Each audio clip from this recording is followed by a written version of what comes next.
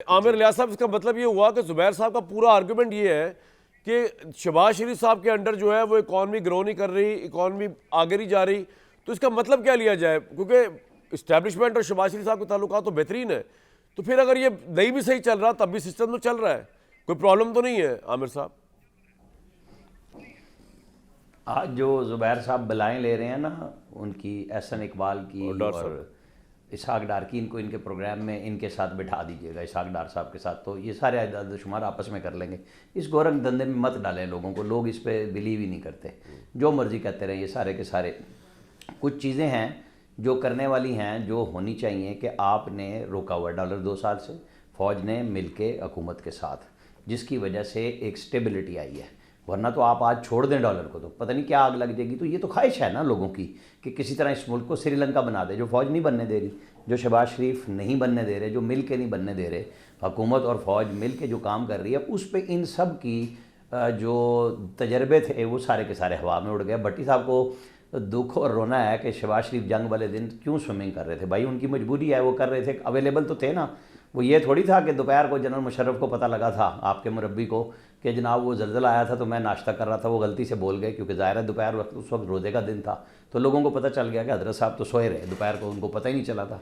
यहाँ पे सारे कुछ इसी तरह के चलते रहे। अगर आप GITs को देखते हैं तो GIT पे सारे आप लोगों ने बेपनाह प्रोग्राम किए, तो बनवा लेते ना, पकड़वा लेते जरदारी को। तो जो जिसके लिए पेट में दर्द और ज़्यादा हो रहा है कि पेट फाड़ना था जरदारी का, इमरान खान जिसके लिए बहुत कुछ बोलते हैं आप सारे के सारे, उसने परवेज़ इलाही को क्या कहा था, उसने MKM को क्या कहा था, हर एक से हाथ नहीं मिलाया था जाके, जिसके तहफ़्फ़ुज़ के लिए आज तहरीक तहफ़्फ़ुज़ आईन पाकिस्तान बनी है। वो क्या करते रहे अपने दौर में, वो आने के लिए इक़्तिदार में और इक़्तिदार में बैठते हुए क्या करते रहे। आप सबका और हमारा अलमिया बन गया है कि आम आदमी कहीं भी नहीं रहा ना। जिसके लिए आप तहरीक तहफ़्फ़ुज़ आईन पाकिस्तान बना के बैठे हैं, मुझे बताएं कि PTI ने कब आम आदमी के लिए पार्लियामेंट में गुफ्तगू की है, सेनेट में, कौमी असम्बली में? मुझे बता दें किस मौके पे इन्होंने गवर्नमेंट को रिलीफ नहीं दिया, वॉकआउट करके, बाइकआउट करके।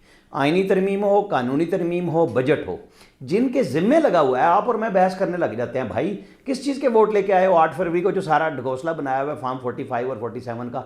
2018 का मैं कहता हूँ ठप्पे अंदर लगे थे, आज बाहर लग गए। मेरे लिए दोनों एक जैसे हैं भाई, लाया गया बिठाया गया, मुल्क को चला लो ना। आप तो दिवालिया कराने निकले थे IMF के साथ मुआहदा तोड़ के। ये जो आज IMF के चक्कर में हम फंसे हुए हैं, मैं कह रहा हूँ, यही तो कह रहा हूँ कि अब अगर कोई स्टेबिलिटी बन गई है तो उसका रास्ता आगे निकलना है ना। पॉइंट आगे सर, अभी ब्रेक लेनी है। अगर स्टेबिलिटी बन रही है मेरे और तो इमरान खान को बाहर निकाल के इस मुल्क को इनस्टेबल नहीं करना, यही सोच रहे हैं आप लोग। मेरे ख्याल से आप भी यही सोच रहे हैं, शायद हुकूमत भी सोच रही है, सिस्टम भी यही सोच रहा है। अशरकज़ई साहब जो है वो अपोजिशन लीडर बनने जा रहे हैं, वो क्या गुल खिला सकते हैं? उनकी कभी मुलाकात भी हो पाएगी कि नहीं हो पाएगी इमरान साहब से, कि समझ आए कि स्ट्रेटजी क्या है? क्योंकि अफरीदी साहब की तो आज तक नहीं हो पाई।